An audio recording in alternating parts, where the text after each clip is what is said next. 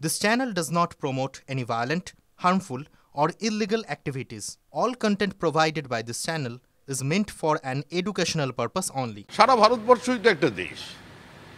আমাদের রাজ্যের ছেলেমেয়েরাও ভিন রাজ্যে পরীক্ষা দিতে যাচ্ছেন, সেই সংখ্যাটা কত? একটা সময় পশ্চিমবঙ্গ মানুষকে রোজগার দিত, নতুন নতুন কর্মসংস্থানের পথ দেখাতো। একটা সময় ব্রিটিশ চলে যাবার পরে আমাদের বাণিজ্যে কন্ট্রিবিউশন ছিল 27%। আমাদের রাজ্যে এফডিআই এখন 0.6%।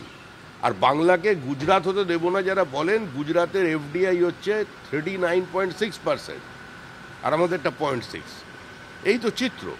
এখন পৃথিবীতে অর্থনীতির একটা ভলিউম বাড়ছে, কিন্তু সেই তুলনায় কর্মসংস্থান হচ্ছে না। তো এটা যে কোনো অ্যাকাডেমিশিয়ানের কাছে বা যে কোনো অর্থনীতিবিদের কাছে একটা অ্যাকাডেমিক চ্যালেঞ্জ, আর এটা পলিটিশিয়ানদের কাছে এটা একটা অ্যাডমিনিস্ট্রেটিভ চ্যালেঞ্জ।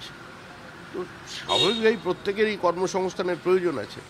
মানুষ একটা থিতু হয়ে থাকতে চান, একটা নিশ্চিন্ত জীবন চায়। অর্গানাইজড ক্ষেত্রে তো কাজ কমছে, প্রতিযোগিতা ভিন্ন মাত্রায় গেছে, কর্মসংস্থানের সুযোগ তৈরির পদ্ধতিটাও একটু বদলেছে। তো সেক্ষেত্রে সব রাজ্যের মানুষ পরীক্ষা দিতে আসবে, তবে ওরা মনে হয় পুরোটা জানেনি এখানে পরীক্ষাটা কিভাবে হয়।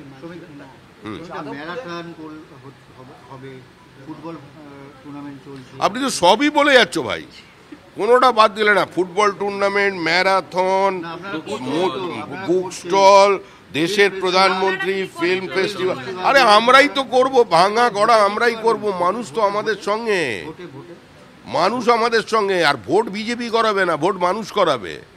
এই লড়াই, এই সামনের নির্বাচনটা তৃণমূলের সঙ্গে মানুষের লড়াই। এই লড়াই মানুষ জিতবে, তৃণমূল হারবে। তৃণমূল যাচ্ছে, তৃণমূল চলে গেছে। তৃণমূলের কোনো বক্তব্যের কোনো প্রতিষ্ঠা, কোনো গ্রহণযোগ্যতা এই মুহূর্তে জনমনে নেই। মানুষ মুক্তি চাইছে, মানুষ বাঁচতে চাইছে। মানুষ বলছে বাঁচতে চাই, বিজেপি তাই। এটা মানুষের স্লোগান।